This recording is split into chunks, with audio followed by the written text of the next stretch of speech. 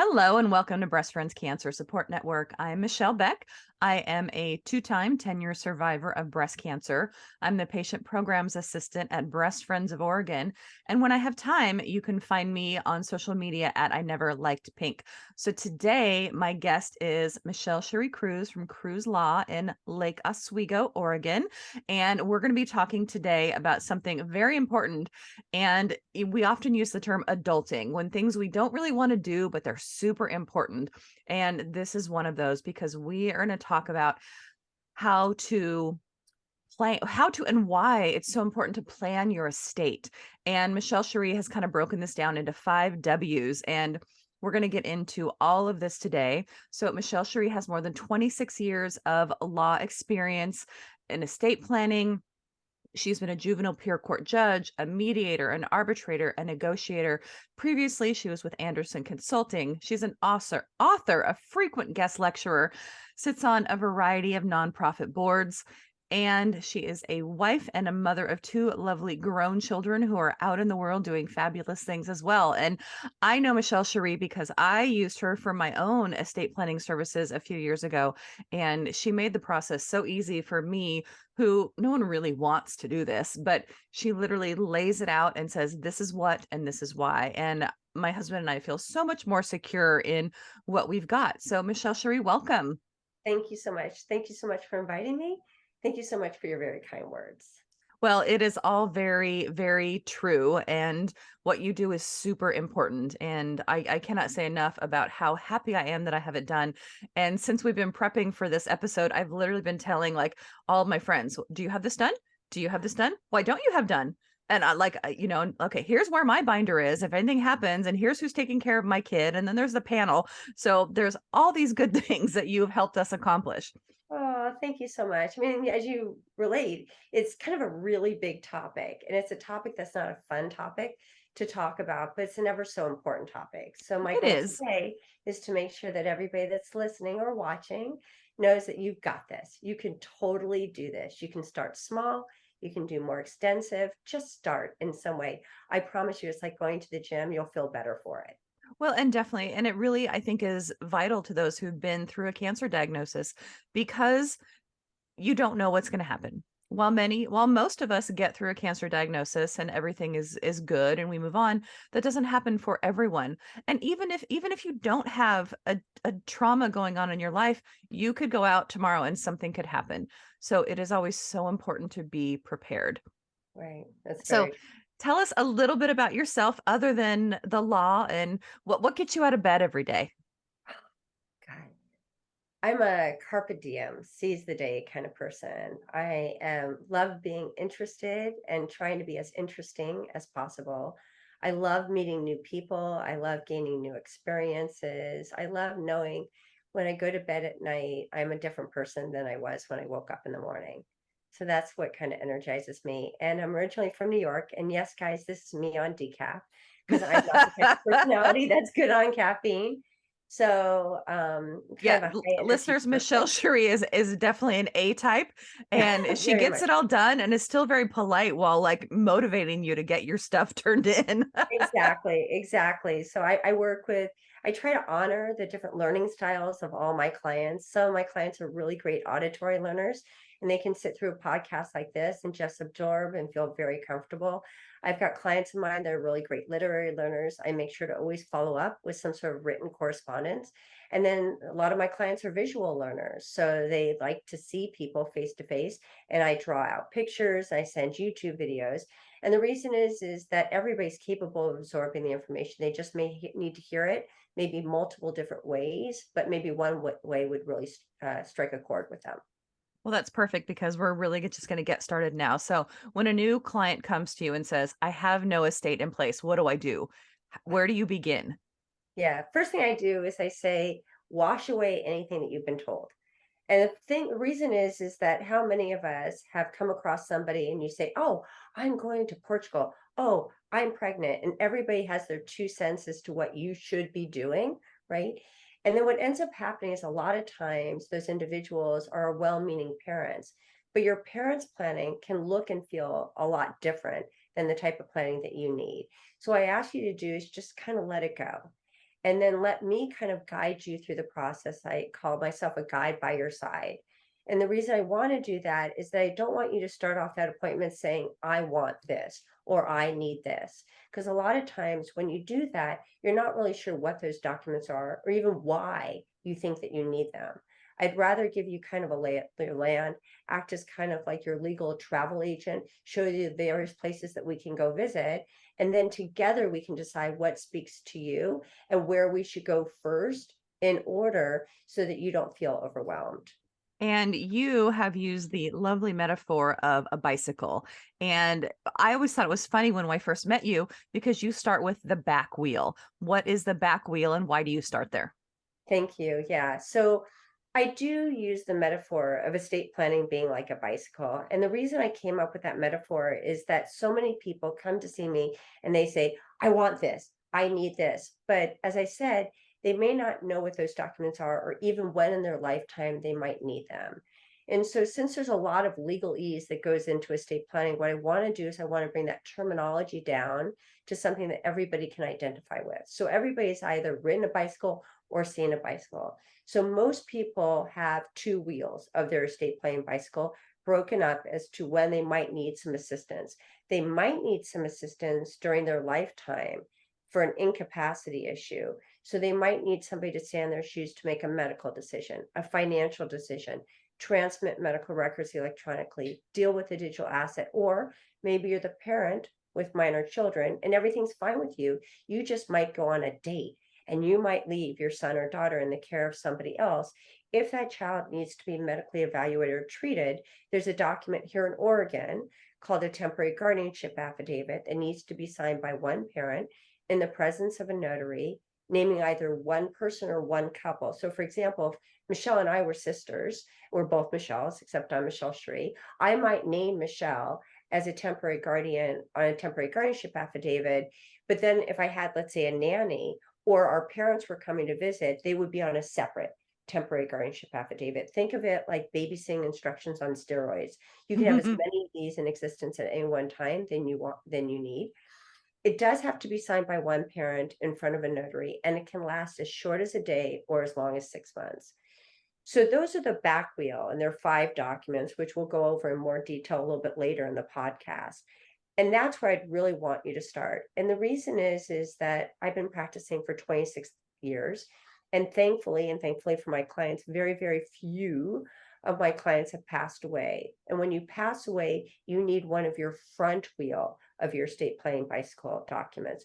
You either choose door number 1 and you pass away with no planning at all. And that's when you pass away intestate. And we'll talk about that. Option number 2 is you pass away, but you leave some kind of instructions to the courts. And those instructions can be a will, and a will can have various trusts within it. And option number 3 is to do a revocable trust. So the front wheel of your estate planning bicycle says somebody's passed away and we need some sort of direction. The back wheel says you're going to live forever, like most of my clients do, but there might be a hiccup in life.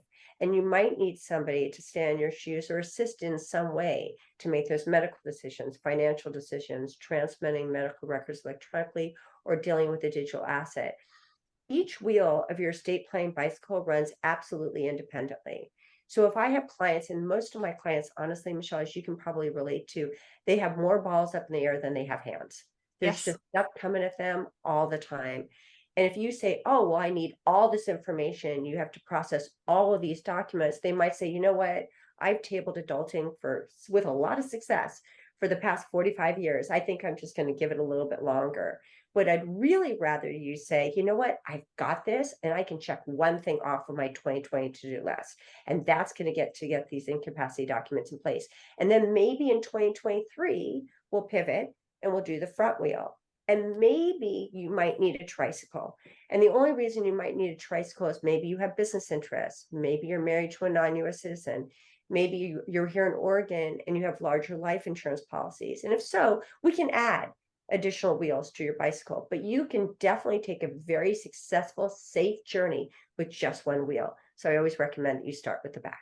It's funny, I was talking to my sister about this the other day. She's a bit younger than I am. She's in her late 30s, but she has she's done wonderful for herself in the past few years, but she's never done any of these documents. And she's Yeah. going in for a major surgery next week, her first one. And I told her, I said, okay, you have a best friend who's an attorney. You need to figure this out.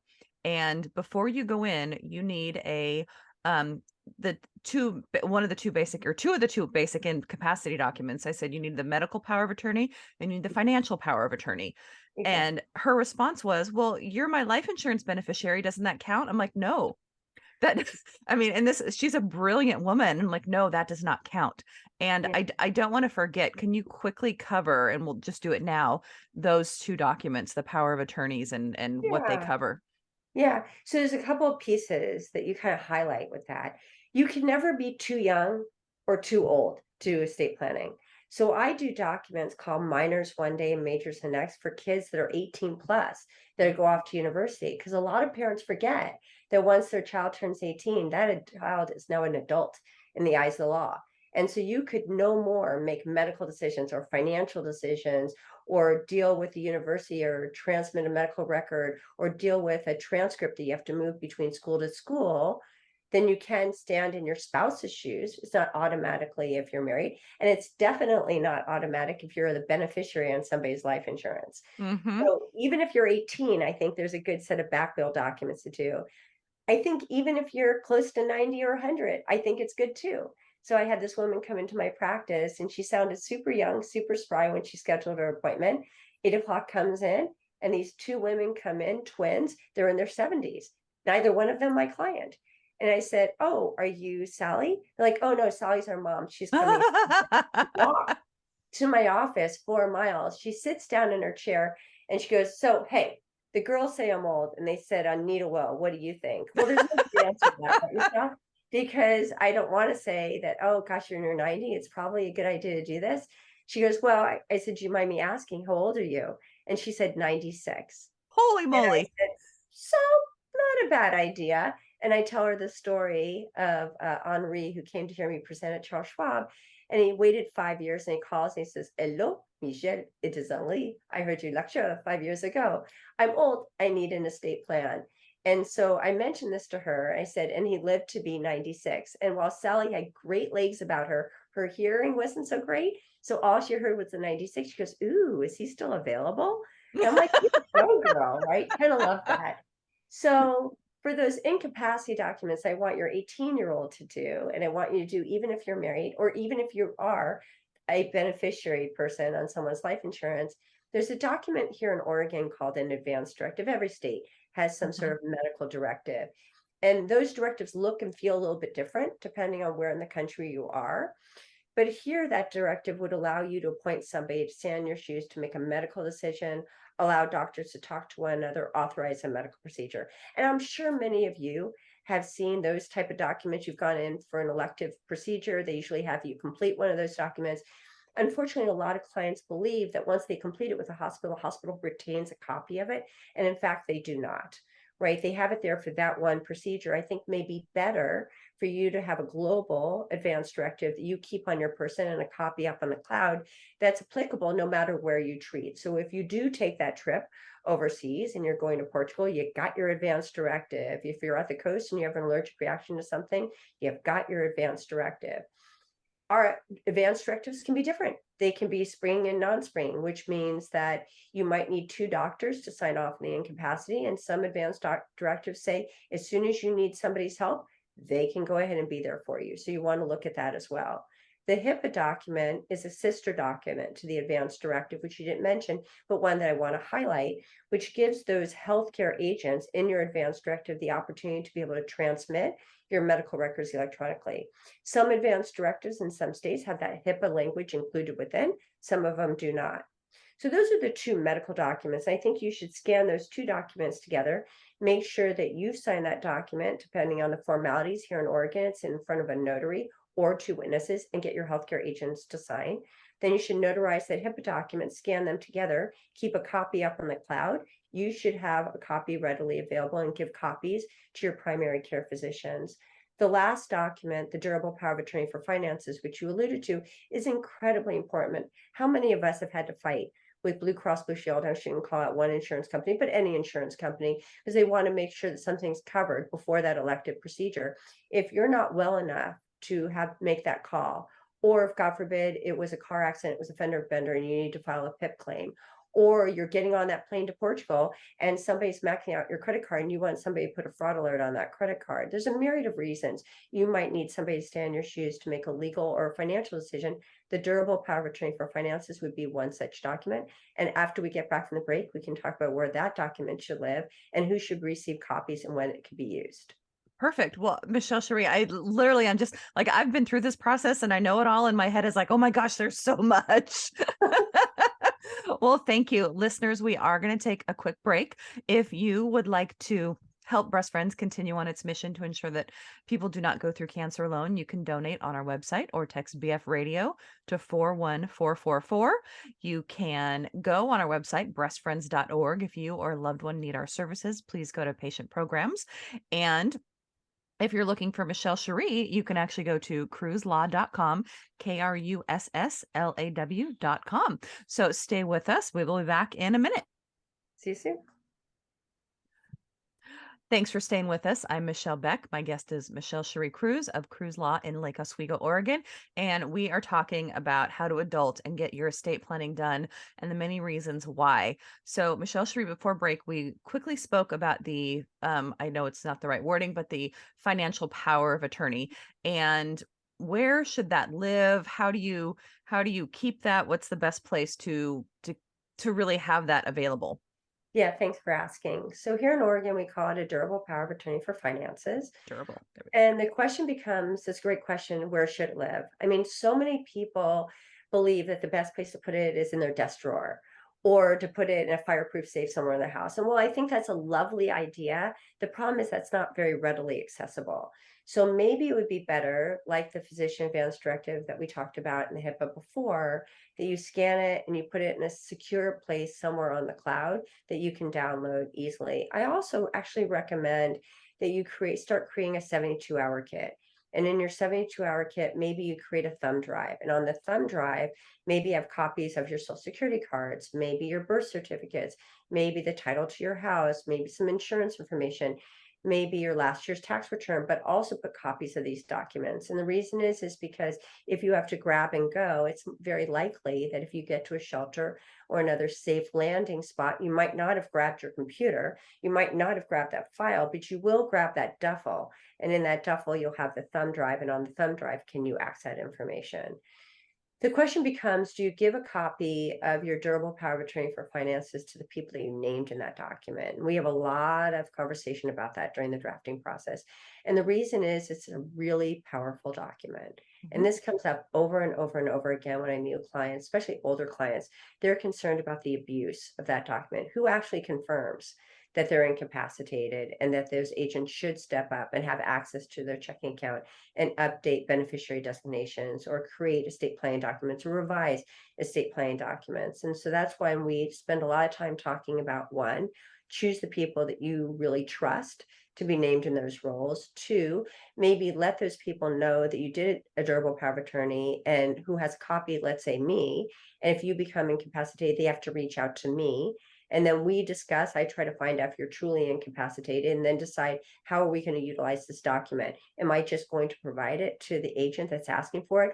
Or is there an entity that's needing to give that agent permission and I can provide that undercover to that entity, limiting their use of that power of attorney to just that one hypothetical? Right. So if you need to send it to Bank of America to get them I can access to send it this or directly. right. Yeah. So Right, that is and then I very also include a mhm. cover letter that you can include with your durable power of attorney to your agent, kind of specifying, this is how I want you to use my documents, and this is what I forbid you from using my documents for. That's perfect. Now, in the beginning of the conversation, we mentioned that there are different things. There's a will and a revocable trust. What are the differences there? Because a lot of times people incorrectly use them interchangeably. They do.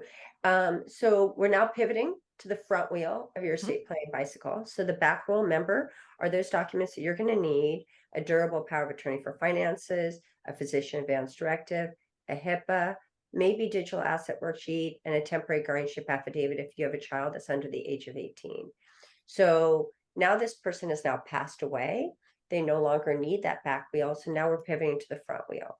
The front wheel, you have two primary drafting tools at your disposal. Behind door number 2 is a will, and behind door number 3 is a revocable trust, which will also contain a will. And that's part of the confusion is people say, well, wait, I don't understand. If I have a revocable trust, why do I also have a will that goes with it? In a will, door number 2, you are now leaving a set of instructions for the court saying, this is who I am. This is who I'm married to. If you are married or in a partnership or a long-term relationship with somebody, or if you're single, these are my children if you have children. And then you get to start naming people that can step up to do specific roles. Within a will, you can also have various trusts within them. So, for example, the state of Oregon has a very low threshold. It's the total amount your state can pass down to children. So, somebody other than a US citizen spouse, there's a limit. So, you can do tax planning within a will. If you have a minor child or even an adult child and you don't want them to receive that outright distribution the day that you die, you can do a trust within a will. All of those instructions that you've left in a will need to be activated, and that activation has to occur after you pass away with a court involvement, and that court involvement is called the probate court. So what would happen is your will would be submitted to the court. The court would say, oh, I see you named this person called a personal representative. In some states, that person's called an executor.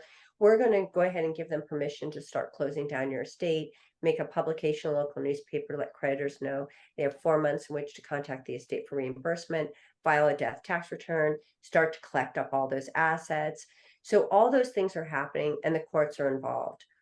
With a revocable trust, assuming that you're very careful during your lifetime about retitling things into this revocable trust document and also pointing certain assets to the revocable trust through beneficiary designation. If you're very careful about doing that, then those assets can pass to your spouse or to your children, whomever you want them to choose, without that court involvement, right? So you could do that same type of trust planning for taxes in a revocable trust and in a will. You can plan for minor kids in a will and also in a revocable trust. The difference is a revocable trust assumes that you've done a very good job at making sure to title things correctly so the courts don't have to get involved. And this way, the assets that you own on date of death can pass to the people you want them to pass to immediately and privately with no court involvement. The reason that a revocable trust also has a will that goes along with it is twofold. One, it's in that will that we address something called guardianship, which we'll talk about a little bit later. And two, this will is called a pour over will, like pouring a cup of water into a glass. And the reason is, remember, I said you got to be careful. You got to make sure that everything you own is either owned by the revocable trust or has been pointed to the revocable trust. Inevitably, we forget something. If we forget something, we want the opportunity to be able to pour it over into the revocable trust with very little court involvement. We do that by having this auxiliary document called a pour over will that says, mea culpa. I meant to put this into the revocable trust. I forgot to put it into the revocable trust. Please give me permission to do that now so I can let the revocable trust control the distribution of that particular asset. So essentially, anytime that if you say you buy another home or you have a new life insurance policy, does that get added to the will to get poured over the trust? So no, so if you do a revocable trust, what you'll do is with beneficiary designation, you're going to say if there's a distribution that needs to be made for that life insurance policy, then do it pursuant to the revocable trust. If you buy a house, you'll probably buy the house in the name of the revocable trust. And if you don't, then we can always transfer the title. Because a lot of times clients come to see me, they already own real property, but they have no estate planning documents. So what I'll do is after the revocable trust is drafted, I will retitle their home into the name of the revocable trust. That pour over will actually doesn't come into fruition unless you've forgotten something. And Got if it. you've forgotten something and you've passed away, that's when we can utilize that additional tool to make sure we can pour that asset into the revocable trust. With a will, and this comes up quite frequently, people send me a long list of everything that they own, but all they want to draft actually is the will. They don't want a revocable trust.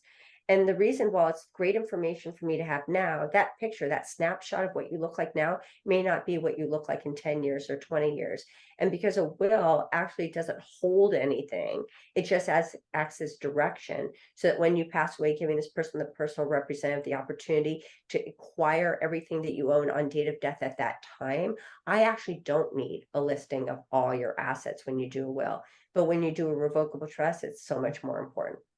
Now, you have mentioned a personal representative or otherwise known as an executor.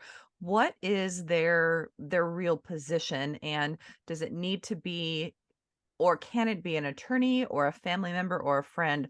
What do you take into consideration when naming that person? Great question. So I divide my appointees into three different categories. There's this category called a personal representative or executor, and that's an administrative job. It means somebody is willing to step up straight away if somebody passes away to work with me to close down their estate. Category two is this guardian, and I talk about guardianship being like an Oreo cookie, which we'll talk about too. And three, there's this person called a trustee. Who makes a good personal representative? I ask, if at all possible, that the personal representative be somebody younger than maybe 80 years of age, because it's a detail oriented job. And I'm not saying if you're over the age of 80, you're not capable of doing it. It just may not be a job that you want to do. Mhm. Two, I think a personal representative would be better suited if they live in the United States than if they live outside the United States. Three, if you have minor children, I would really like to see the person that you named as your children's guardian, the person that your children would live with until they're 18 years of age, be somebody different than the personal representative. And the reason is they will both have the jobs at the exact same time. And I'd rather have your sister and brother-in-law or your mom and dad solely focused on raising your children, making them comfortable, getting them acclimated in a new home, maybe a new school district, and then give that thankless job of working with me to help close down your estate to somebody else. I jokingly say, when I see the same person named, and this happens so often, where a couple will give me or an individual will give me their appointee cheat sheet, and it'll have the same name for all the roles, this one person. And I jokingly say, oh my gosh, you must love and hate David equally because you gave him all these jobs. I think it would be a really great idea if you allow David to pass that baton to somebody else. And this would be a good place as personal representative.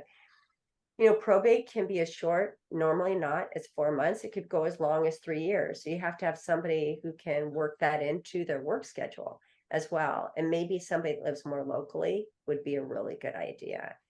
Question you asked was, can it be a family member? Can it be a friend? Can it be an attorney? And the answer to all of that is yes. There are attorneys that are willing to act as what's called corporate fiduciaries or personal representatives.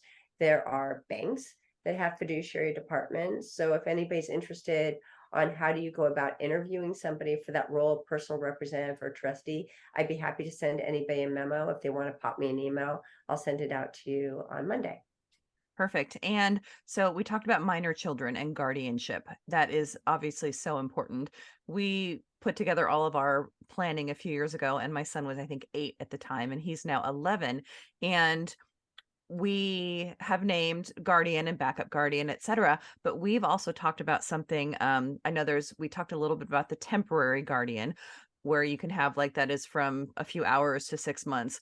Mhm. What is the proper label for a permanent guardian in case something happens? And then I know there's also a guardian panel, There which is. I told my son about that recently because he's getting older and I know enough to be dangerous, but he could be with a chosen group of individuals to decide where is the best place for him to live. Absolutely correct. So you have correctly labeled all three levels of your Oreo cookie. Good job. So the top of your Oreo cookie are these permanent guardians, the couple or the individual that you feel most comfortable with raising your kids until they're 18 years of age. The issue is often those perfect people may not always be perfect. So maybe you're thinking about naming mom and dad, but they would be really great choices as long as they could serve together. And if something happened and your mom wasn't able to become her continuous guardian, leaving just your dad, he may or may not have the bandwidth for being guardian on his own. Or maybe you name your sister and brother-in-law, but if they get divorced or separated, you would want to choose just your sister. And if it was just your brother-in-law, you're kind of on the fence. Maybe, maybe not would be a good idea to continue on. Maybe there are people that would be really great choices as potential permanent guardians as long as your kids are under the age of 10. But once they're 10 or better, a whole new group of individuals or couples become better choices. So, what I ask couples to do is to please give me a list of their great choices for permanent guardian, but then be thinking about, well, what happens if the permanent guardians don't remain perfect? So that's where the guardianship panel comes into fruition. You might say, I choose grandma and grandpa unless either one of them are 75 years of age or better. If they're 75 or better, then I choose the guardianship panel, a panel made up of family members and friends of my choosing who would come together at that time, including a child of ours that's 10 years of age or better, to decide should our minor children remain with either grandma or grandpa or have guardianship switched to another couple of your choosing. You might say, I choose my sister and brother-in-law, but if they get divorced or separated, then I want the guardianship panel to come together to decide if our child or children should remain with my sister or my brother-in-law or have guardianship switched to somebody else. Or you might say, the guardians can be my sister and brother-in-law jointly or individually. I'm fine with either one of them. However, if our kids are 10 years of age or better, rather than choosing this couple, if not this couple, then this other couple, I want to go straight to the guardianship panel made up of my kids and all these different couples and let them come together at that time and choose amongst themselves based on what they know at the time, what our child needs in a potential guardian, what our potential guardians are capable of, where our child wants to live. Because so many of my clients think about, oh, well, we've got 3 kids that need guardians, but that may not always be the case. You might have 2 children that are off in university and only 1 child that needs a guardian, and maybe the 2 that's off in university, they're studying in New York, and maybe a potential guardian lives in New York, and your youngest child wants to live closer. That's not somebody you would ever have considered initially because you wanted your kids to be raised in the Pacific Northwest, but now that's a better option. The stuffing of your Oreo cookie are the paid places that your kids can land until a permanent guardianship can be decided on. And when we get back from a break, I'd like to tell you a funny story. I love it. You're like doing the whole break situation for me. That's perfect. Thank you. So, listeners, we are going to take another quick break. If you would like to be my guest here or nominate yourself, submit your warrior story for me to read on the air, you can reach out to me at michellebeck@breastfriends.org. Stay with us. We'll be back in a minute. Thanks for staying with us. I'm Michelle Beck, and my guest is Michelle-Shari Kruss, and we are talking about all things estate planning and why it is so important for everyone, no matter your stage or age of life. So, Michelle-Shari, before break, you mentioned a funny story, and I'm guessing that alludes to a guardianship panel or something of that nature. So, please share. It does. So the holidays are right around the corner, right? And so another question that I often get asked is, should we reach out to the people that we named for all these roles and responsibilities before we do estate planning to get their permission? And I said, that's lovely of you to consider that because not all people do. And more often than not, people come to see me and they name people and they're like, do I have to tell them? So I tell them this story. So the holidays are coming up. My husband's the youngest of 4. We had come up to Oregon. I was working at Anderson Consulting for the first time, and my family and his family were in this great room in Hillsborough. My sister-in-law and brother-in-law were having Thanksgiving Day dinner, and had one of our siblings stand up, and they get up to the front of the room and they go, ding, ding, ding, we have an announcement. And everybody's like, oh my gosh, so-and-so is pregnant with their 4th. He says, we've done a will. And all eyes go down.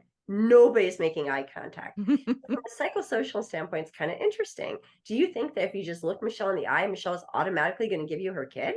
Probably not. You're probably thinking, oh, she's just making this announcement because she's already spoken to some other guest at the dinner tonight, and we're going to just thank them so much for taking on this ever so important role. My husband is sitting to my right. He reaches underneath the table and he squeezes my knee like, oh my God, get ready for it. And I'm like, get it right off. We're going to be fine. We were the only people in that room that did not have children of our own. We did not live next to this couple. I'm traveling all the time for Anderson. He just started his own business. So I'm looking up and looking pretty darn relaxed. And I'm like, oh my gosh, who are you going to choose? Michelle's obviously a great choice. 99% of the people that are probably here today are better choices than Stephen and I would have been as a potential guardian at the time. He goes, we have nominated, and you could literally hear a pin drop. They said, Michelle-Shari and Steve. And everybody's like, oh, that's a great choice. That's a great choice. And they're downing the wine like nobody's business. And I'm like, oh my gosh. And my husband looks at me and goes, told you. I'm like, kind of surprised. So I'm helping the sister-in-law who's hosting at the house to bring the dishes into the kitchen. All these people are coming up to me saying, congratulations. Congratulations, you've been Right, chosen. exactly. And so I go into the kitchen and that brother-in-law follows me. He taps me on the shoulder. He goes, "You're okay with being guardian for the kids, right? And what are you going to tell your brother-in-law at Thanksgiving Day dinner? Yeah, No, you I don't can't want say your kids." no. But Mm-mm. here's the thing, kind of didn't want his kids. I didn't, I couldn't even imagine myself being a parent at that time. So I started ticking off all the reasons I think that we're abysmal. So he goes, "Oh, no, no, no. We put a lot of thought into it. We think you and Stephen are going to be great guardian parents." And I said, "Really?" And he goes, "And don't worry, they're not going to be a burden." Now, my kids are 24 and 22. So this is more than 24 years ago. I said, "How so?" And he says, "They come with $1 million of life insurance," and he walks out of the kitchen.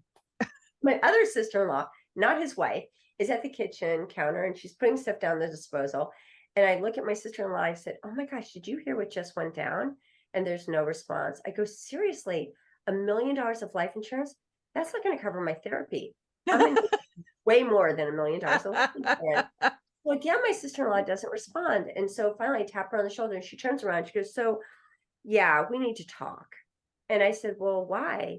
She says she and her husband had just done a will as well. And she also named Stephen and I as guardian for her two children. So I'm like, "I'll be back." So I grab my husband in the dining room and he gives me this big hug and he goes, my, don't you look good for having had three children?" I said, "If you think I look good at three, I have five. Ask 5. around." He goes, "How do you figure?" And I tell him, he asked around if by the end of the evening we had 13.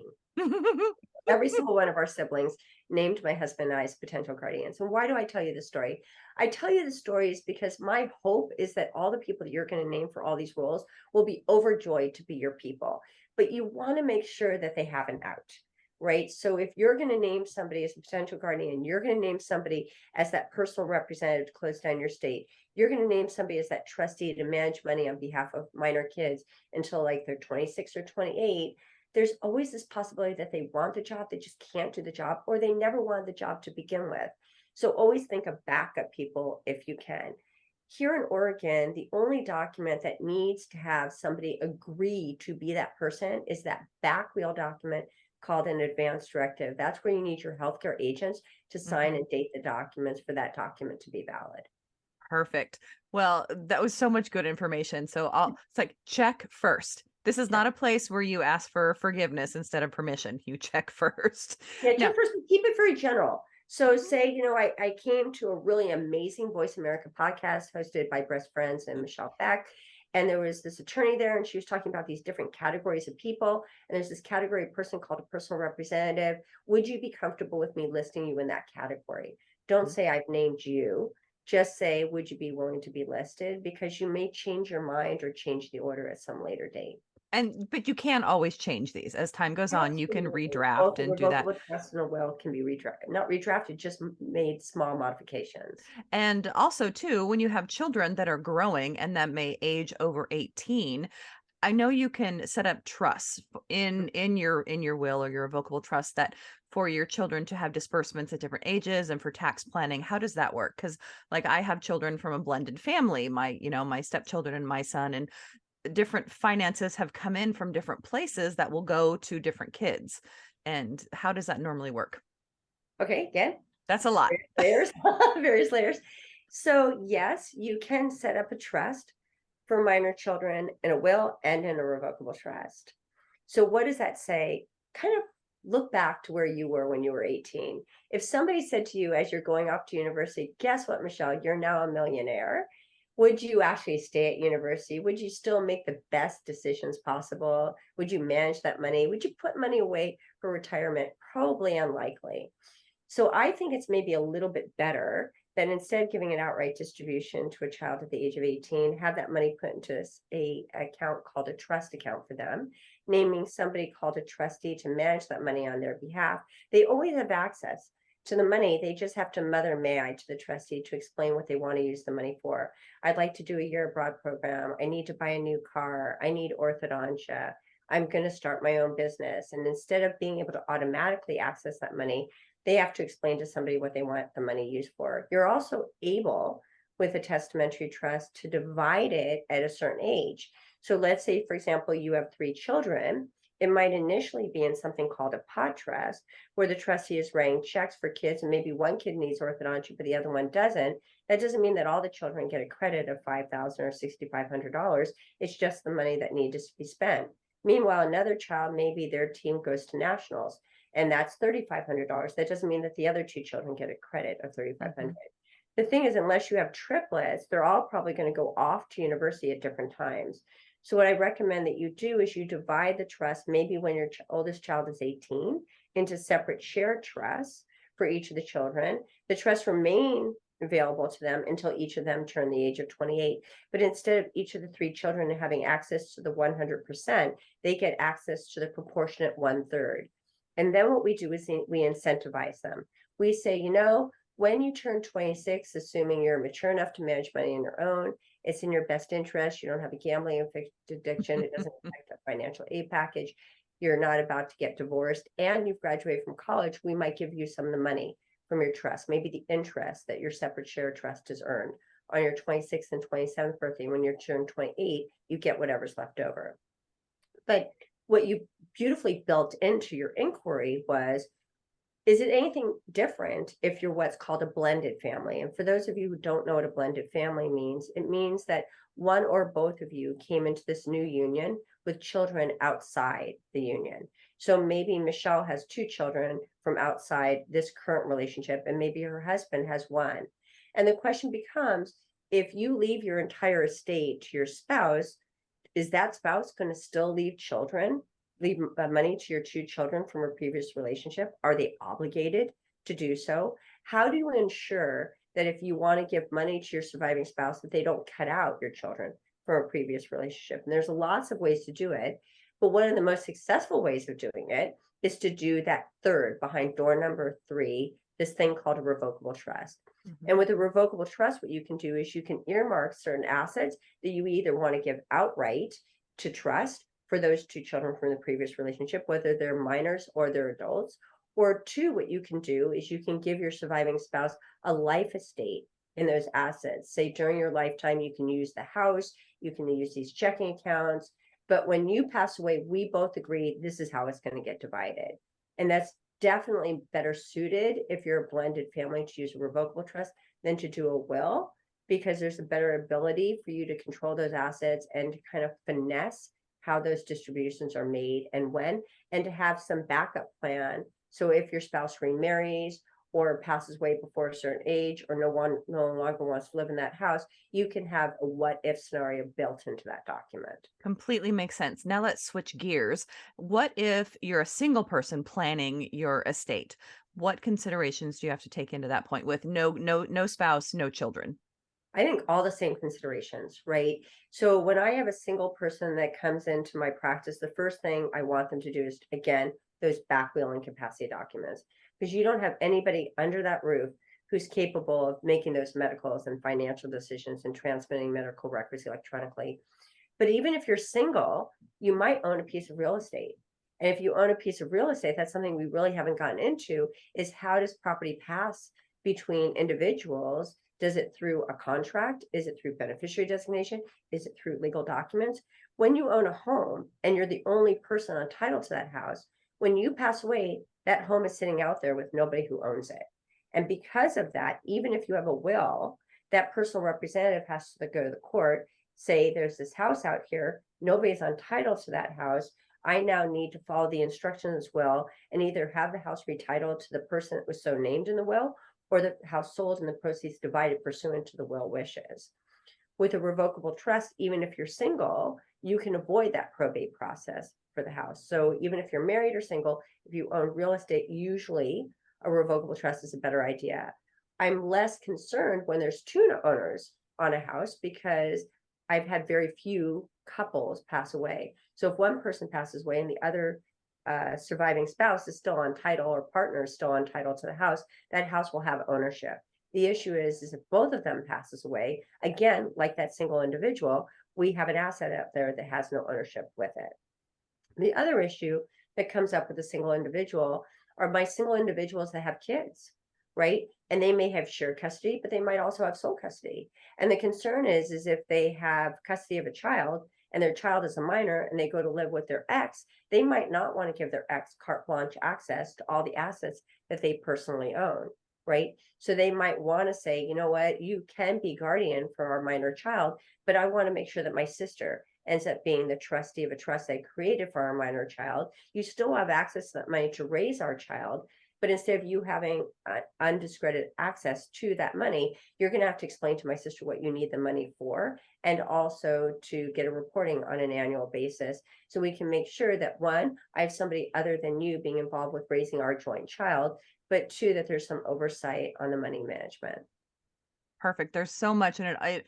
The way you explained it, it actually all makes sense. So I appreciate that. I want to jump over. We only have a few more minutes left to something you had mentioned a few times, digital assets, because until I met you, I had never heard of that. So what is that and why are they so important? Thank you. And they're so important because COVID, right? We live more virtually than we do physically, right? In days gone by, when our parents passed away, we could probably pull out a file cabinet or a drawer and we would see bank statements. We might see copies of life insurance policies. We might even say, dare I say, a checkbook, right? And so we I would still have these. have one. I know, good for you. You can put it in your time capsule when we're done. So people have things like that, right? Now it's all on our computer.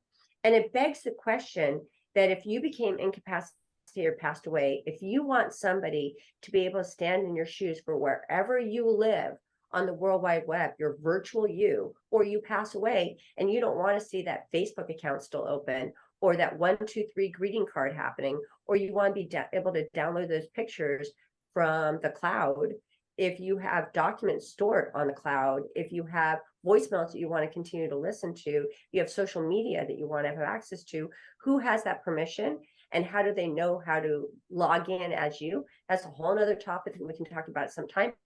But if anybody here is interested in a summary on what are digital assets and how you can incorporate it in your estate plan, let Michelle or I know, and I'd be happy to send you that memo. Well, Michelle-Shari, you have given us so much wonderful information today, and I greatly appreciate you being here.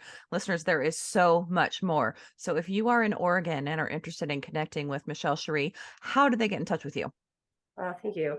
So my website is www.krusslaw.com. So KRUSSLAW.com. Or you can give me a ring anytime. I am the type of attorney that always answers the phone. Phone number is 503-490-4020. Or you can pop me an email at Michelle-Shari, SHARI, at krusslaw.com. And I apologize, Michelle-Shari Kruss. I will know that forever. I can't believe I didn't have that right. So I apologize. So listeners, believe me, if you are in Oregon and want this to be an easy process, please go speak to Michelle-Shari Kruss at krusslaw.com. So Michelle-Shari, again, thank you so much for being here. It has been my pleasure to have you on. And I know that it's been very informative because for me, it was great. Thank you so much. Thanks for your kind words and thank you for having me. Yes. So, listeners, if you or a loved one need our services, please go to breastfriends.org. Check out patient programs. If you'd like to donate, you can do so on our website or by texting BF Radio to 41444. We are available on the Voice America Health and Wellness Network, Voice America Health and Wellness channel. It's the way my brain works, cancer brain, and on all the major podcast platforms, or you can watch us on the Breast Friends YouTube channel. And we will be back next week. And until then, remember, we rise by lifting each other.